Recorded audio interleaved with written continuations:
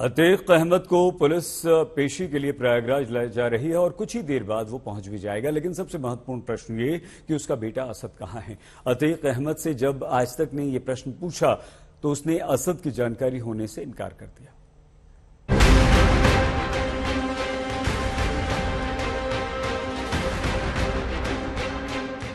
कहां छिपा है अतीक का सबसे चहेता बेटा असद? कहां छिपा है उमेश पाल पर गोलियां बरसाने वाला? कब तक छिपेगा अतीक की साजिशों को अंजाम देने वाला असद? अतीक को सता रही है असद की फिक्र। यूपी पुलिस की 9 टीमें असद को खोज रही हैं। शहर शहर खुफिया जानकारियां जुटाई जा रही हैं।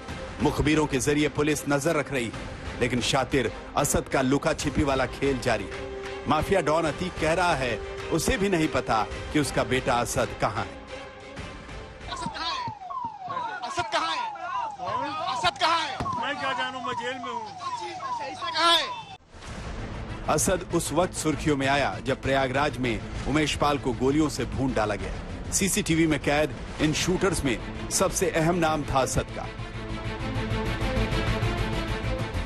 जिसने खुद भी पिस्तौल थामी थी और उमेश पाल पर गोलियां बरसाई थी। तब से लेकर अब तक वो पुलिस की नजरों से छिपता फिर रहा है। हो सकता है अतीक असद के बारे में जानता हो, लेकिन दुनिया को यही बता रहा है कि उसे असद की जानकारी नहीं है, क्योंकि उसे अंजाम पता है। असद की जानकारी पुलिस को लगी तो हश्र क्या होगा, ये सोचकर भी अतीक तिलमिला रहा है। हम आपके जरिए गवर्नमेंट से कहना चाहते हैं कि बिल्कुल मट्टी में मिल गए हैं। अब हमारे औरतों को, बच्चों को परेशान न करें। आपने माफियागिरी करी क्यों थी? नहीं, माफियागिरी खत्म हो गई। अपने परिवार पर बात आई तो अतीक की जुबान कांपने लगी। यही वो अतीक है जिसने उमेश पाल की हत्या के बाद कहा था 18 साल बाद चैन की नींद सोया। अब अतीक प्रयागराज की अदालत में पेशी से पहले डरा हुआ है, क्योंकि उसे सीएम योगी की कसम याद आ रही है। अतीक अहमद के खिलाफ पीड़ित परिवारों ने मुकदमा दर्ज कराया उसके परिवार के खिलाफ। वह समाजवादी पार्टी के द्वारा पोषित माफिया है और उसकी कमर को तोड़ने का काम हमारी सरकार ने किया है। और फिर मैं कहता हूं इसे हाउस में कह रहा हूं, इस माफिया को मिट्टी में मिला देंगे।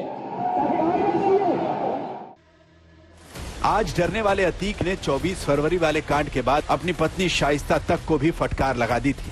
शाइस्ता नहीं चाहती थी कि असद को इस मामले में घसीटा जाए। उमेश पाल पर हमले के बाद जब असद का नाम सामने आने लगा तो शाइस्ता ने सबसे पहले अतीक को साबरमती जेल में फोन किया। सूत्रों के मुताबिक शाइस्ता रोते हुए अतीक से बोली, असद तो अभी बच्चा है, उसे इस मामले में नहीं लाना चाहिए था।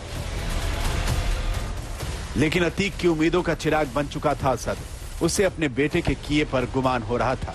असद ने 24 फरवरी को जो किया, अतीक उस पर फूले नहीं समा रहा था। शाइस्ता की शिकायत पर अतीक ने उसे डांट लगाई और फिर कहा, उसी असद की वजह से 18 साल बाद चैन की नींद सो पाया हूं। उमेश पाल की वजह से मेरी नींद हराम हो गई थी। असद तो शेर का बेटा है, उसने शेरों वाला काम किया है। अतीक का वही लाडला अब गिरफ्तारी के डर से भाग रहा है। जहां भी असद छिप रहा है वहां पुलिस के पहुंचने से पहले वो निकल जाता है। जानकारी के मुताबिक असद कुछ दिनों तक दिल्ली के संगम विहार में रुका हुआ था। ये वही मकान है जिसमें असद के छिपने की बात कही जा रही थी। अतीक के भाई अशरफ ने असद को यहाँ रुकने के लिए जगह दिलवाई थी। असद के दिल्ली वाले 3 मददगार गिरफ्तार भी हो चुके हैं, लेकिन अब वो इस इलाके से फरार हो चुका है। पुलिस आरोपियों से पूछताछ कर सुराग जुटा रही है। प्रयागराज से पंकज श्रीवास्तव के साथ संतोष शर्मा, आज तक।